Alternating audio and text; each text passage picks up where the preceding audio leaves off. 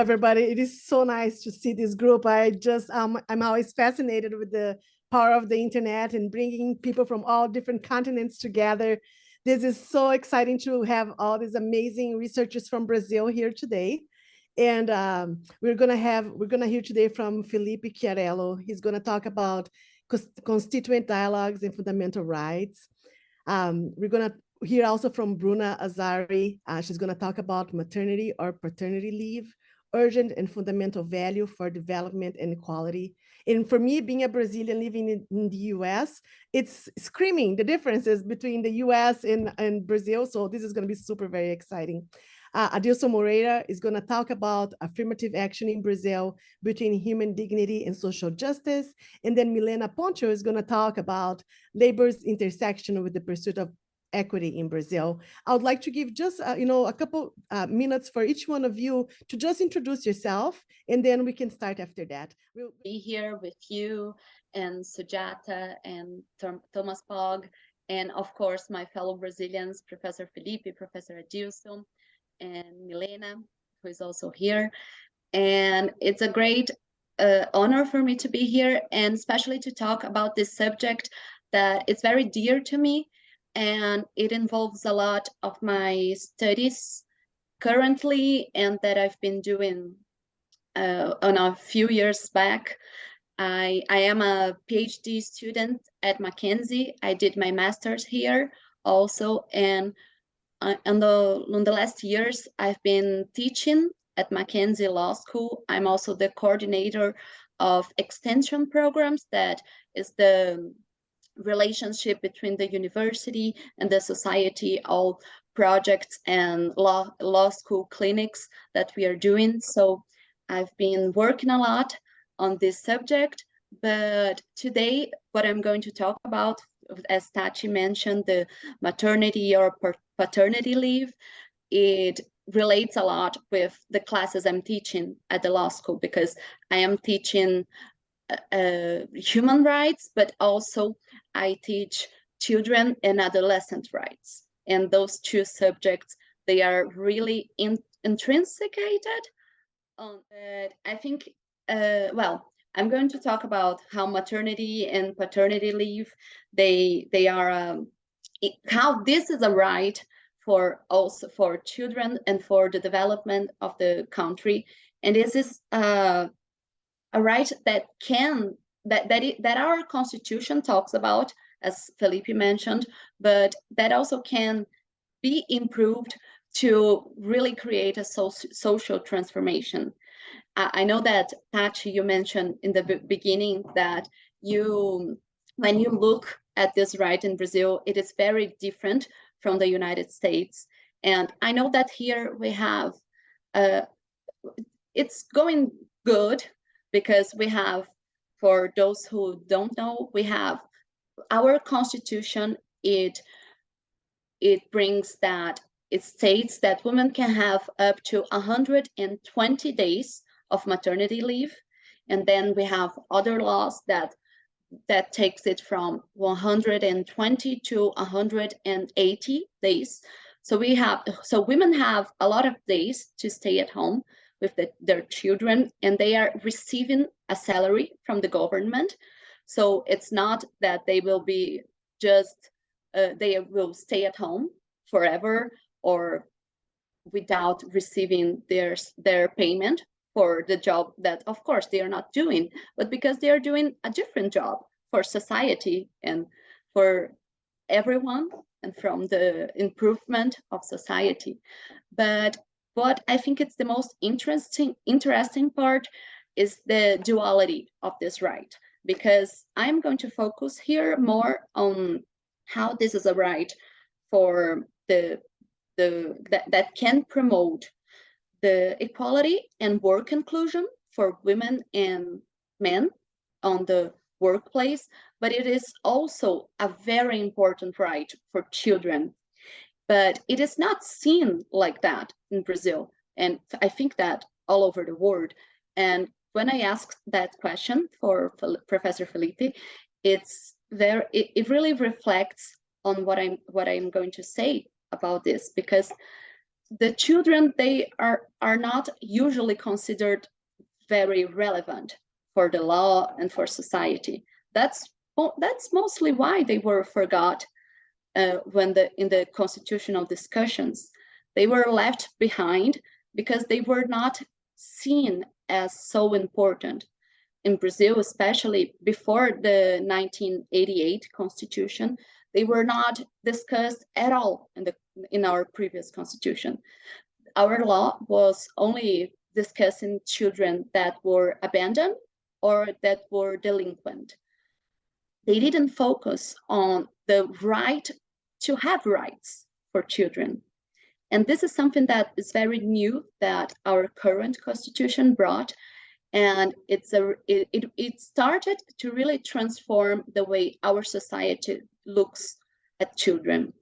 And when we talk, and that's why also the maternity leave was brought in the constitution, but it was not fought for children, it was more fought for women. And of course, this is really important. I'm never going to say that it's not a very important right for women, but it's not just that. And now with not only the development of the law, but our Supreme Court has already gave the same maternity leave for women that has not given birth, for men, for when we have homosexual parents. So it's not a right that is just for the bond between the mother and the child for just getting better from giving birth, but it's a right for the development and for this family. And when we talk about the workplace, we see that when we have a different right for women and for men, even though this was initially taught as a way of including women because they were going to have to be absent of work for at least a couple of days because they are giving birth, so they have to. So the law, our constitution taught, okay, so we're going to create a fundamental right that will include these women, that they will have payment for the time they are absent of work, and they are not going to be prejudiced because of that. But in reality, this brought a different conclusion, because even though, yes, it's good for women and children, when you go to the workplace, usually most of the time, the employers, they don't want to hire women because of that, because they know that if the woman wants to have a baby at some point of her career, she's going to be a cost for the company, because the company is going to have to pay something of that, even though the state pays for most of her time absent of work, but also the company has to pay, and the company will not have this woman for 120 or 180 days, and will have to continue with this woman after she comes back from her leave, and will not be able to fire her for some time. She will have security on her workplace for some time. So it is really good, but this makes women less attractive for work. So when people are at HR interviews or work interviews, usually men are always asked about their qualities and their previous works, but women always get questions like, are you married? Are you planning to get married?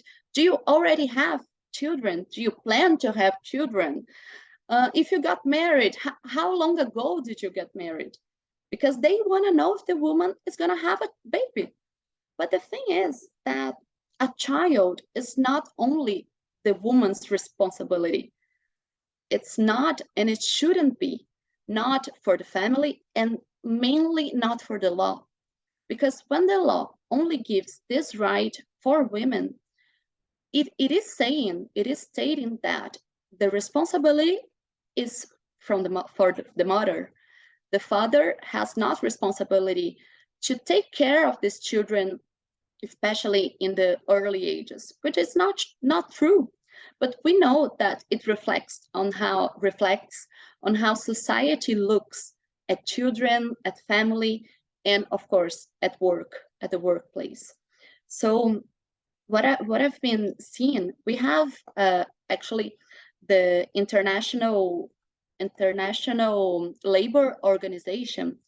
They adopted a convention in 1981. So it's an old convention. It's Convention 156 that was created to try to create equality of opportunity and treatment for men and women workers that have responsibilities, that has family responsibilities, dependent children, and preparing and how they would participate in economic activity. And this convention, Brazil has been talking about ratifying this convention since the 80s, but it has not done anything ever since. But this year in 2023, and which shows a lot about our current government, in March, President Lula, he issued a law to bring back the discussion on ratifying this convention, because it is a convention that, of course, discusses equality at work for men and women that has family responsibilities. And for my point of view, one way, and one of probably the best ways to creating this equality, is to create a equal right or similar right, a more balanced right for men and women to take care of their children when they are born, when they are brought to the family through adoption, for example. Because when this happens, and we have in Brazil, I think I completely forgot to mention the paternity leave. I'm so sorry, because the maternity leave here, it's actually really great, but the paternity leave is from only 5 days. So the man's responsibility takes up to 5 days, and then he has to go back to work. And this makes a lot of men, what they usually do, of course, the ones that want to be responsible for their families, is that they usually take vacation times after those 5 days, so they can stay up to 20 days, maybe a month. But it's really disproportional when we see how women get treated and men get treated. And the outcome is that it creates a very prejudice and inequality place for women and men at work. And this is really bad for, of course, work inclusion and the development of families, of the country, and as well as the children, because all of the studies, they show how important the early ages of children, especially they say the preschool ages from 0 to 6 years, how important they are at the development, and how important it is not only to create bonds, but to create and develop everything that they are going to use through their entire life. And the children learn that, especially at early age, through the relationship with their mother and father and their closest family. So it is necessary for the children development, the women work, and the gender equality and work inclusion. And when I talk about maternity and paternity leave, I started doing a research, and I found that we have a third option that is called a parental leave. And we are actually discussing this in Brazil this year. I don't know if we are going to have a structural change in law, I would very much like it, because I chose my career thinking about that. And this is how big it is for women, this subject, because I never wanted to work at a law firm because I knew that I was going to be left behind, or people were going to think less of me because I wanted to have a family one day in my life. So this third option, the parental leave, it is an option that brings self-responsibility for families. We have the world has this kind of leave after children are born or brought into families through adoption in all over the world. I think it has a lot of countries in Europe has, Sweden, and I think Germany has it too. I believe Norway as well, but they all have some different rules. But the main goal of this parental leave is that the family can choose how women and men will take this time off work to stay at home with children. Of course, to stay at home being paid by the government or the company, because of course we know that almost anyone in society, especially in Brazil, can stay off work and without receiving any money. We don't have this kind of funds to do it. And what they do is that they can choose, and they usually have up to 6 months. So the family has 6 months. And from those 6 months, 1 month and 1 month or 2 months, the women is obligated to take, and 1 month or 2 months. And of course, I'm mentioning that different countries have some differences, but the man is also obligated to take something like 1 or 2 months out of work. But they can also choose what they will do with the rest of the time, which makes the responsibility for the family a decision of the family, because it is not a woman's responsibility. This only creates a bad outcome in society. And when this responsibility is given to the family, of course, this is something that a social transformation that takes a lot of time and a lot of changes in society. But most of those countries that have adopted it, they saw a big change, that in the beginning, men were only taking the time apart that they had to, but in a lot of them, the growth was that men were taking sometimes even more time apart than the woman, because in their family, that's what worked. And the thing is that having the possibility of this option as separated by the state and implemented in companies is something that makes everyone more included at work. It can decrease those inequalities from women and men that only comes from the fact that they are men or they are women, because this is not something that the companies are preoccupied when they think about bringing men to work. So I think that this discussion, and it's a discussion worldwide through the International Labor Organization, we are discussing it a lot in Brazil, because we try to do something good in the Constitution at 1988, and it is really good. I'm not saying, and I will never say that it is not good, but it has to be better, because the way it is now, it is good for some time, but it creates more problems. It creates more inequality at work. It creates exclusion for women. It creates slower payments for women. And this is a change that has to happen. It is kind of happening. I don't know what the outcome will be, those kind of laws, they take a lot of time.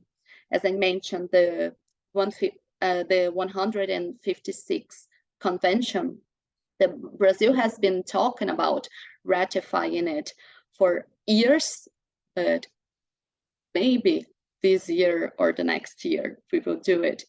And it might force the parental leave, or if Brazil doesn't want, or any country doesn't want to have this model of parental leave, just having a paternity leave that has more equality with the maternity leave would also make it better and create more equality and the development and growth for families, children, and everyone in the country.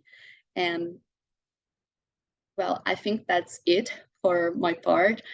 I try to make it very brief, but it is a subject that I really love to talk about. And I think the questions will be at the end of all our presentations, but I'm open to questions and continuing to discuss this subject. Thank you very much.